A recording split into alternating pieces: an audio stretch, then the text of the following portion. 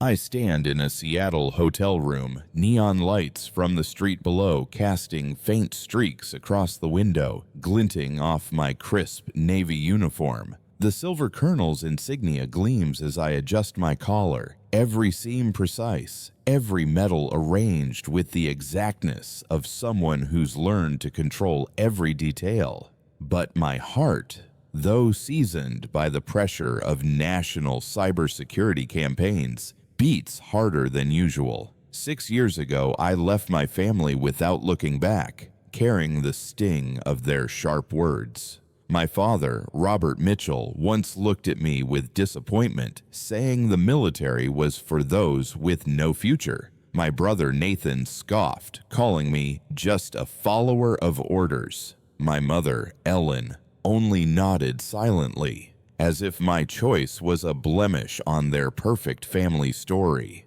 They thought I'd squandered my potential, that I'd never amount to anything worthwhile. Today I return, not to argue or beg for recognition. I return as Colonel Claire Mitchell, Pentagon Liaison, the one with final approval authority over Project Titan, a multi-billion-dollar defense contract that my father and brother's company, Cascade Dynamics, is banking everything on. In their lavish ballroom, where crystal chandeliers cast light on tailored suits, my father will boast about Nathan, newly promoted to project director. They'll laugh and clink glasses, confident their success is unshakable. But when I walk in, my uniform flawless, wielding the authority I earned through years they never bothered to ask about, every smile will fade. They once thought I was invisible. Today, I hold their fate in my hands. And I'll do it not with words, but with the quiet, razor-sharp, undeniable presence of who I've become. I step into the pinnacle where light from crystal chandeliers overhead dances across the polished marble floor. Nestled in downtown Seattle, this restaurant is a symbol of opulence, its glass walls framing Puget Sound, where shimmering water blends with the city's neon glow. The steel and glass interior exudes a sleek, cold modernity, as if designed to celebrate those perched atop power and ambition. But for me, Claire Mitchell, 32, a U.S. Army colonel, this space only feels alien, like a traveler stumbling into a world that isn't mine. I pause at the entrance, my low heels clicking softly on the floor. The server, in a pristine black and white uniform, smiles and guides me to my family's table. It's set near a massive window, where light from the sound spills in, glinting off silver cutlery and delicate wine glasses. My father, Robert Mitchell, is already there, his tall frame in an expensive gray suit, talking with a man I don't recognize. My mother, Ellen, sits beside him, her green silk dress hugging her figure, her smile gentle but hollow. My brother Nathan hasn't arrived, but I know he'll show up on time, with his confident grin and the poise of someone destined for success. I sit, the soft leather chair cradling my back, but unease clings to me. This space, with all its glamour, seems crafted to elevate Nathan, newly appointed project director at Cascade Dynamics, my father's defense company. On the table, there's no trace of me, no mention of the cybersecurity awards I've earned, no questions about the years I've led federal network defense operations, no photos of me in uniform. In this world, I'm a shadow, a daughter once deemed a waste of potential. My mother glances at me, her eyes passing over like a reflex. "Claire, you made it," she says, her voice light but lacking warmth. "You're doing okay? How's the military?" Her question feels like a formality, expecting no depth in return. I smile, replying briefly, "Doing fine, Mom." I don't elaborate, not because I have nothing to share. I could talk about my promotion to colonel at 32, my Department of Defense medal, or my role in Project Titan, the contract their company is chasing. But I know, in this room, those achievements would only echo in the void. My father looks up from his conversation, his gaze skimming over me like I'm a stranger. "Nathan will be here soon," he says, his voice brimming with pride. "He just closed a major deal. Everyone at the company says Nathan's the future of Cascade Dynamics." I nod, saying nothing, but inside a familiar feeling stirs. The sensation of being invisible, scrutinized, and sidelined. This restaurant, with all its beauty, only sharpens that feeling. It's my family's stage where Nathan shines, and I'm pushed into the dark. I look out at Puget Sound, where small waves glitter under the lights. In that moment, I think of my uniform folded precisely in my suitcase, the work of a soldier. Tomorrow, at Cascade Dynamics' headquarters, I'll walk into their ballroom not as Claire, the failed daughter, but as Colonel Mitchell, the one deciding their project's fate. I take a deep breath, holding the calm the Army taught me.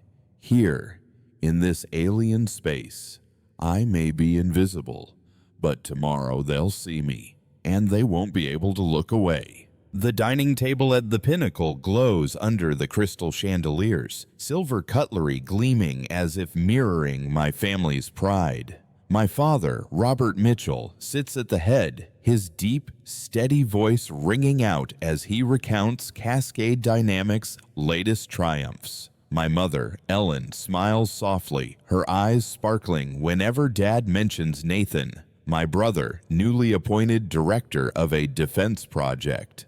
I, Claire Mitchell, U.S. Army Colonel, sit at the table's edge, my wine glass cold in my hand, but not enough to ease the sting of being sidelined. The restaurant's opulence, with its view of Puget Sound, only makes me feel more distant, like an uninvited guest in my own family's story.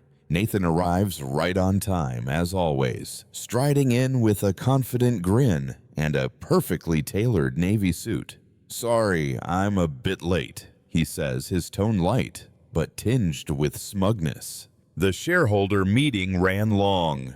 My father nods, his eyes alight with pride. "No problem, Nathan. You're making history for the company." My mother rests a hand on Nathan's shoulder, adding, "Everyone's saying you're the future of Cascade Dynamics." "What deal did you close today that's got your father so excited?" Nathan chuckles, launching into a spiel about Project Titan, the defense contract he believes will elevate the company to new heights. I listen, silent, but each word cuts like a knife. Not because of his success, but because of my invisibility in their eyes. Finally, my mother turns to me, her smile polite but empty. "And you, Claire, still with the military, still traveling around?" Her question is gentle, but it carries a subtle dismissal, as if my work is just a string of meaningless trips. I take a deep breath, keeping my voice even. "Yes, Mom, still in the military." My father, without looking up from his plate, cuts in. "The military, that's for people who couldn't hack business school. You're still a captain or something, right, Claire?" His words are sharp, a reminder that in his eyes, I'll never measure up. I grip my glass tighter, but smile. "Something like that, Dad." I don't correct him, no need. "Not tonight." Nathan laughs, piling on. "Dad's saying your job's probably fun, but no long-term strategy, right? Just following orders." I meet his gaze, his eyes glinting with smugness, oblivious that the Project Titan he's bragging about is the one I oversee as Pentagon liaison. I don't respond, but inside, a quiet fire ignites. They can laugh, they can belittle me, but tomorrow, in Cascade Dynamics' ballroom, they'll see who I am. Suddenly, my phone buzzes softly in my pocket. I glance down. A priority message from a general at the Pentagon. "Project Titan has cybersecurity protocol issues. Need supplemental report by 0600 tomorrow." My pulse quickens, but my face stays neutral. I lock the screen, set the phone down, and look at my family. They're still laughing, completely unaware. Tonight, they may see me as a shadow. But tomorrow, when I walk into their ballroom in my uniform, with the power to decide their contract's fate, every laugh will die. I raise my glass, take a sip, and let the calm of a soldier guide me through tonight. I sit alone in a Seattle hotel room, the dim desk lamp casting light on my open suitcase, where my uniform lies folded with a soldier's precision. Outside the window, the city's neon glow flickers, but my mind isn't here. It drifts back 6 years to a stifling summer afternoon in my parents' living room in suburban Seattle. I, Claire Mitchell, then 26, stood before my family, heart pounding as I announced I'd earned an ROTC scholarship and decided to join the U.S. Army. I'd imagined surprise, maybe concern, but never expected their reaction to be a wound that still hasn't healed. My father, Robert Mitchell, sat in his familiar armchair, his gaze cold as steel. "The Army," he repeated, his voice low but laced with contempt. "That's the biggest mistake of your life, Claire. The military's for people with no options, not someone with your potential." His words cut like a knife, slicing through the pride I'd just begun to feel. My mother, Ellen, said nothing, but her eyes reddened, tears falling silently as she turned away, as if I'd just declared I was throwing away my future. My brother, Nathan, leaned against the doorway, a mocking smile curling his lips. "Seriously, Claire, you're gonna be a soldier, running around with a backpack and a gun? You could do better than that."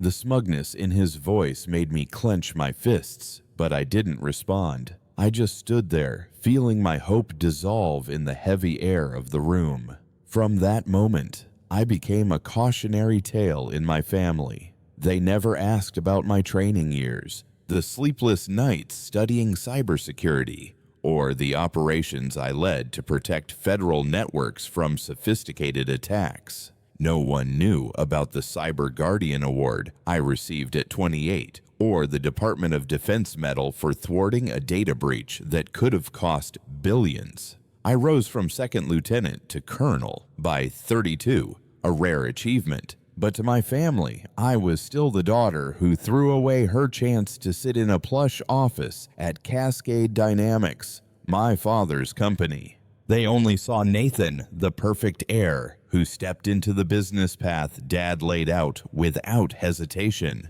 I remember the letters I sent home, the emails detailing career milestones, the invitations to my promotion ceremonies, all met with silence. No replies. No questions. Every phone call, my mother would ask about Nathan first, his projects, his life. My father would talk about Cascade Dynamics, the big contracts he and Nathan were chasing. If I was mentioned, it was a fleeting question. "You're still in the military, right?" As if it were a temporary phase, a mistake I'd eventually fix. I look at the uniform in my suitcase, the colonel's insignia glinting like a reminder of the path I chose. My father's words, my mother's tears, Nathan's mocking smile, they once made me doubt myself, but now they're fuel. Tomorrow, at Cascade Dynamics' headquarters, I'll walk into their ballroom not as Claire, the failed daughter, but as Colonel Mitchell, the one deciding Project Titan's fate. They haven't seen me for 6 years. But tomorrow, they won't be able to look away. I stand in a downtown Seattle hotel room, the faint glow of the desk lamp illuminating my Navy uniform laid out on the bed, folded with a soldier's precision. The silver colonel's insignia glints, rows of medals aligned perfectly, each one a story of sleepless nights, high-stakes cybersecurity operations, and decisions that shaped national defense systems. I, Claire Mitchell, 32, U.S. Army Colonel, inspect every detail of the uniform with absolute focus. I run my hand over the collar, ensuring no creases, smoothing the metals to rest exactly in place. This isn't just clothing, it's the embodiment of the path I chose, of the years I fought to prove my worth, despite my family's dismissal. Outside the window, Seattle's neon lights flicker, but I don't let them distract me. My mind is sharp, as it is before any major mission. I pull a small cloth from my kit, wiping away invisible dust from the colonel's insignia. A ritual born of habit. Every motion is deliberate, not for vanity, but for precision. Tomorrow, at Cascade Dynamics' headquarters, I'll walk into their ballroom not as Claire, the daughter they deemed a failure, but as Colonel Mitchell, Pentagon liaison, holding final approval for Project Titan, the multi-billion-dollar defense contract my father and brother have staked their reputations on. I'm not seeking revenge. I'm seeking clarity to show them who I am, not through words, but through the undeniable presence of who I've become. Suddenly, the phone on the desk buzzes, its screen lighting up with a familiar Pentagon number. I pick it up, and General Harrison's low, urgent voice comes through. Colonel Mitchell, we've found a critical vulnerability in Project Titan's cybersecurity protocols. If it's not addressed, the contract could be scrapped. I need your assessment and solution at tomorrow's meeting. I stand taller, my pulse quickening, but my voice stays even. Understood, sir. I'll have the report ready by 0600. The call ends, and I look at the uniform, the weight of the challenge settling in but not shaking me. This vulnerability isn't just a technical issue, it's a chance to prove my competence, not only to the Pentagon, but to my family, who never asked about my work. I sit at the desk, open my laptop, and start drafting the report. Numbers, code, and analysis fill the screen, but my mind drifts to last night's dinner at the Pinnacle, where my father called the military a place for those who can't cut it, where Nathan sneered that I just follow orders. They don't know I've led teams to thwart international cyber attacks, that I've been honored for safeguarding national security. Tomorrow they'll see. I take a deep breath, letting a soldier's calm guide me. This isn't a moment for anger or proving a point. It's a moment to define who I am. I glance at the uniform once more, and in my mind, I tell myself, tomorrow, I don't just walk into that ballroom. I walk into my own history. I walk into Cascade Dynamics' ballroom 15 minutes before the meeting, my Navy uniform fitting snugly, the colonel's insignia glinting under the light, streaming through large windows overlooking downtown Seattle. The air in the hall is hushed, broken only by the murmurs of executives, engineers, and senior staff preparing for the meeting that will decide Project Titan's fate. I, Claire Mitchell, 32, U.S. Army Colonel, stand tall, moving with the calm of a soldier accustomed to pressure. My mind is razor sharp. The report on Project Titan's cybersecurity vulnerability completed at 5 a.m. Every figure and recommendation crafted with absolute precision. Today, I'm not just a guest. I'm the Pentagon liaison with final approval authority. As I pass through the doors, all eyes turn to me. A security officer nods respectfully. "Good morning, Colonel Mitchell," he says, his voice crisp with deference. I nod back, my gaze sweeping the room, where my nameplate sits at the head of the table, next to Margaret Walsh, Cascade Dynamics CEO. Before I can take my seat, my brother, Nathan, appears in the hallway, tablet in hand, his usual confident stride faltering. When he sees me, his smile freezes. "Claire, why are you... What's with the uniform?" he asks, his voice wavering, eyes flickering between confusion and suspicion. I smile faintly, my tone even. "Good morning, Mr. Mitchell. I'm here to review Project Titan." Before Nathan can respond, my father, Robert, enters with 2 men in navy suits. He's mid-laugh, but when he spots me, he stops, his eyes narrowing. "Claire, what's this about? Why are you dressed like that?" he demands, his voice tinged with authority but undercut by unease. Before I can answer, Ms. Walsh appears, her silver hair cropped short, exuding resolve. She smiles, striding toward me and extending her hand. "Colonel Mitchell, it's an honor to have you here in person. Your presence elevates this meeting." I shake her hand, my voice steady. "I was in the area, so I thought an in-person review would be useful." Ms. Walsh turns to the room, her voice carrying, "Everyone, this is Colonel Claire Mitchell, Pentagon Liaison for Project Titan. She holds final approval for all military integrations." The room's air seems to vanish. I don't look at my father or Nathan, but I feel their heavy silence. We file into the meeting room, and I take my place at the table's head, opening my report and waiting. The meeting begins promptly at 9 a.m. Ms. Walsh gives a brief introduction, then yields the floor to me. I stand, my gaze sweeping over each face.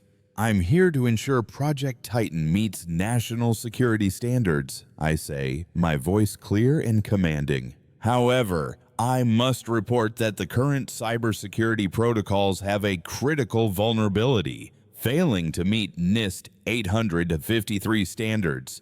If unaddressed, the contract will be terminated." Nathan, rising to present as the system's integration lead, speaks with a slight tremor. "We've developed a new deployment strategy for Phase 2. I believe it meets performance goals." I wait for him to finish, then respond, my tone neutral but sharp. "Mr. Mitchell, please explain how your approach addresses the latency threshold outlined in the Pentagon's latest memo." He hesitates, his eyes flashing with panic. I'll review that section." I nod. "You'll need to. Our standards are non-negotiable. Please submit revisions by 5 p.m. today." Nathan nods quickly, his voice quieter. "Yes, ma'am." My father, seated farther down, tries to interject, his voice strained. "Claire, I think we need more discussion. This is a critical project." I meet his gaze directly, my voice unwavering. "Mr. Mitchell, I'm here to protect national security, not your company's reputation." The room falls silent, save for the faint tap of Ms. Walsh's pen. I continue leading, asking questions, demanding documents, ensuring every detail is addressed. When the meeting ends, the curious glances have shifted. People now look at me with recognition. I've earned my place, not with words, but with an unshakable presence. The meeting at Cascade Dynamics ends, but the air in the ballroom remains heavy, as if every eye still follows me. I, Claire Mitchell, U.S. Army Colonel, stand and gather my report with the soldier's calm. But as I step into the hallway, I see my father, Robert Mitchell, waiting by the glass wall, his gaze lacking its usual confidence. He looks like a man who's walked into a battle he didn't foresee. I knew this moment would come. "Claire," he says, his voice straining for authority, "we need to talk. In my office." I nod, saying nothing, and follow him, my steps steady, my heart keeping a measured beat despite the rising tension. In my father's office, a sprawling space with a walnut desk and a view of Seattle, I find my mother, Ellen, sitting rigidly in a guest chair, her hands clutching her purse. Nathan stands by the window, arms crossed, his eyes shifting between anger and confusion. The three of them, my father, mother, and brother, are like a childhood tribunal. But today, I'm no longer the girl trembling under their judgment. I stand tall, hands clasped behind my back, my posture relaxed yet resolute. "When did you become a colonel?" my father asks, his voice low, almost a whisper. 6 months ago, I reply, my tone even, Unwavering, he repeats, 6 months, as if he can't believe it, then adds, "And you didn't tell us." I meet his gaze directly, unflinching. "I did tell you. I sent invitations to my promotion ceremony, emails about my awards, voicemails about my operations. No one responded. My words carry no bitterness, just the truth, cold and sharp." My mother cuts in, her voice trembling. "Claire, we didn't understand. Colonel sounds impressive, but we didn't know what it meant. Why didn't you explain?" I take a deep breath, holding my calm. "Because I stopped trying to justify my worth. Every time I called, the first question was always about Nathan, his projects, the company. No one asked about me unless it was to suggest I leave the army and come home." Nathan steps forward, his voice low but tense. "We thought you were stuck, Claire. Moving from base to base, never really getting ahead. I didn't know you were doing this." I look at him, his eyes now missing last night's smugness. "You didn't know because you didn't ask," I say, my voice steady. "Last night, you laughed and said military people just follow orders. You didn't think I could lead something like Titan." Nathan lowers his head, silent, and for the first time, I see him not scrambling for an excuse. My mother stands, her eyes welling with tears. "Claire, we should have been there. At your graduation, your promotions, everything. We thought you were pushing us away." I shake my head, my voice soft but firm. "No, Mom. I just stopped hoping you'd show up." Silence blankets the room, heavy but necessary. My father clears his throat, standing, his eyes now holding a rare hesitation. "What do you want now?" he asks. "A public apology, a write-up in the company newsletter."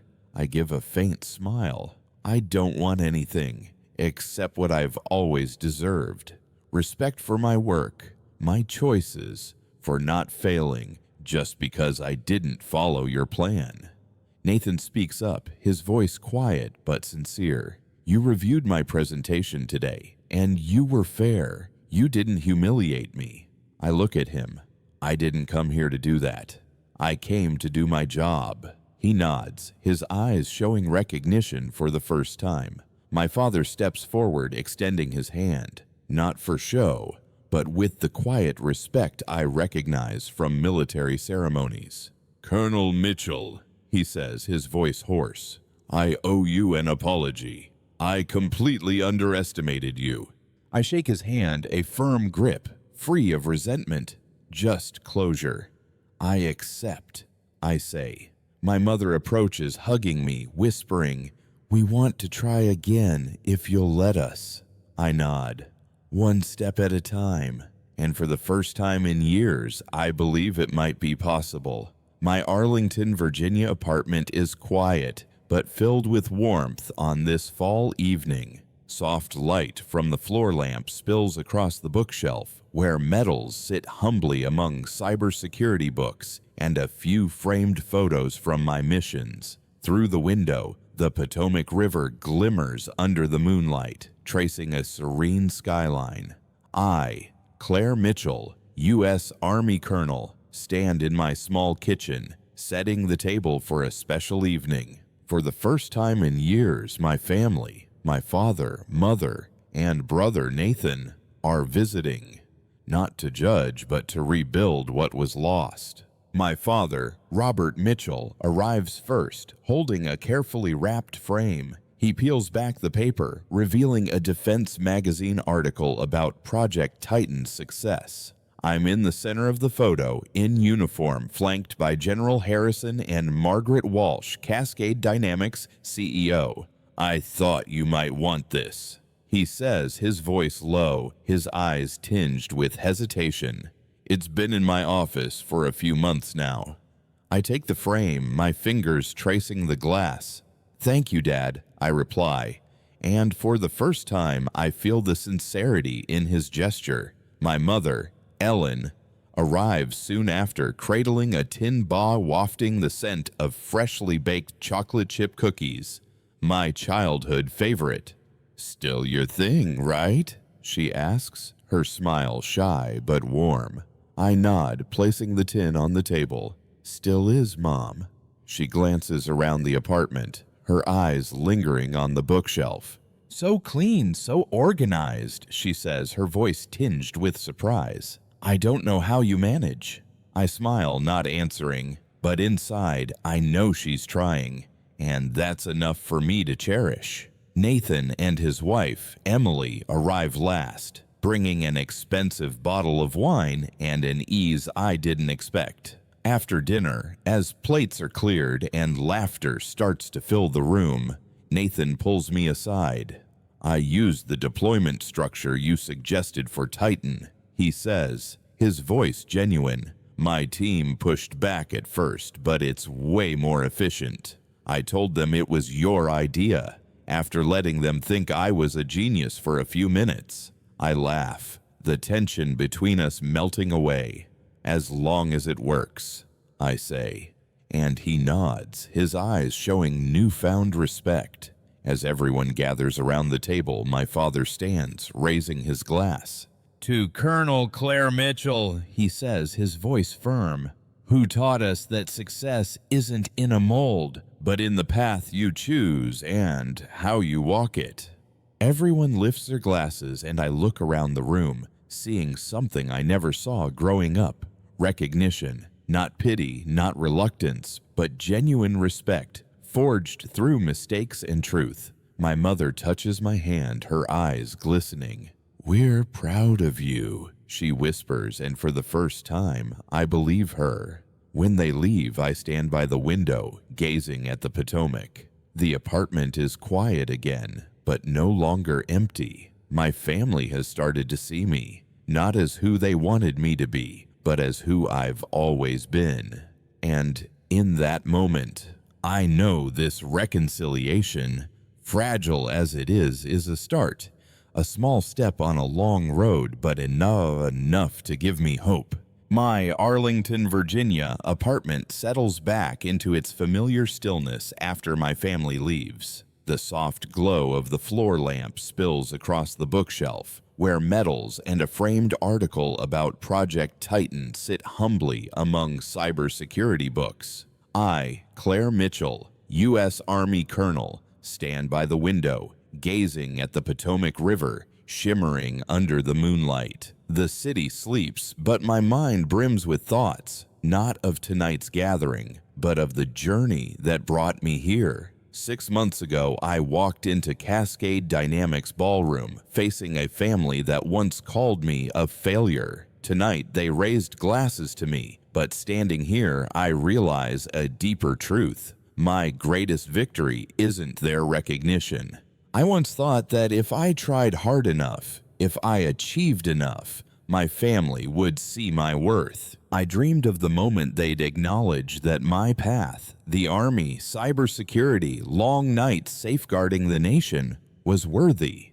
But when my father's eyes shone with pride, when my mother whispered apologies, when Nathan credited my ideas, I saw it wasn't the finish line. Their words, though sincere, don't define me. My worth isn't in their gaze, but in the steps I took, even when no one saw. I led teams to stop international cyber attacks, earned a Department of Defense medal, rose to colonel at 32. I did it all, not to prove to my family, but because I believed in my path. I walked to my desk, picking up a sheet of paper and a pen, feeling the need to capture this moment. I write, "Keep going, even when no one sees. Your path is proof of who you are." These words aren't a boastful declaration, but a reminder for myself. 6 years ago, when my father said the military was for those with no options, I doubted myself. When Nathan sneered that I just followed orders, I wondered if I was enough. But every award, every operation, every tough call taught me my worth doesn't need anyone's validation.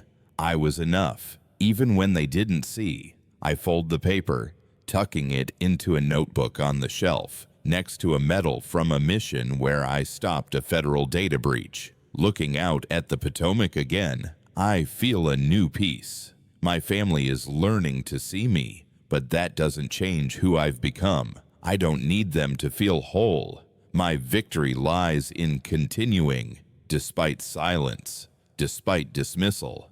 I built a life, a career, a legacy. Not to please them, but to stay true to myself. Standing in my quiet apartment, I know the road ahead is long, but I'm no longer chasing recognition from those who doubted me. I've learned that true worth is in action, in perseverance, in rising each day and moving forward, whether the world sees or not. And with that small note, I remind myself, I am enough, and I always will be. I stand in my Arlington, Virginia apartment, the soft glow of the floor lamp casting light on the bookshelf, where medals and a framed article about Project Titan tell the story of a journey no one expected. Through the window, the Potomac River flows gently, shimmering under the moonlight, a reminder of time's steady persistence. I, Claire Mitchell, U.S. Army Colonel, reflect on the past 6 months, from the moment I walked into Cascade Dynamics Ballroom, facing a family that once called me a failure.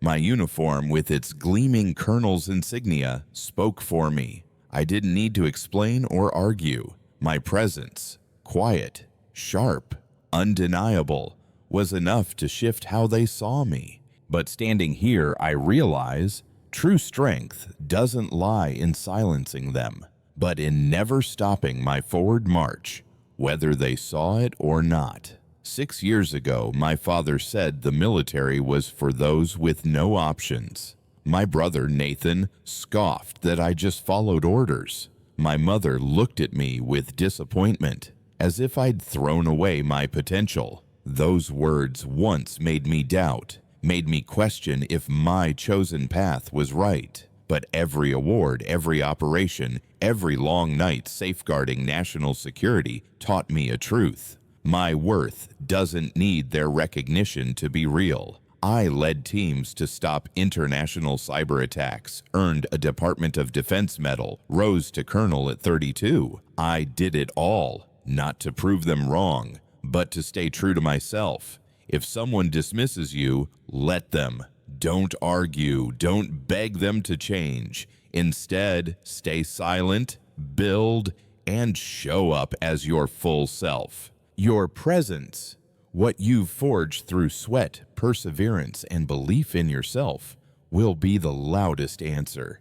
I once thought I needed my family to see me, to confirm I was enough. But the moment I stepped into that ballroom, report in hand and authority in my voice, I realized I didn't need them to feel whole. I was always enough. The lesson I've drawn from this journey is what I want to share with you. In life, focus on building your worth through steady actions, choices that reflect your true self. Don't wait for others' recognition to feel worthy. When faced with doubt, let your results speak. Every step you take, every challenge you overcome is proof of your value. The path you choose matters, not because others validate it, but because it's yours. Stand firm, keep going, and let your presence be your answer. As I've learned, the strongest proof isn't what you say, but who you've quietly become.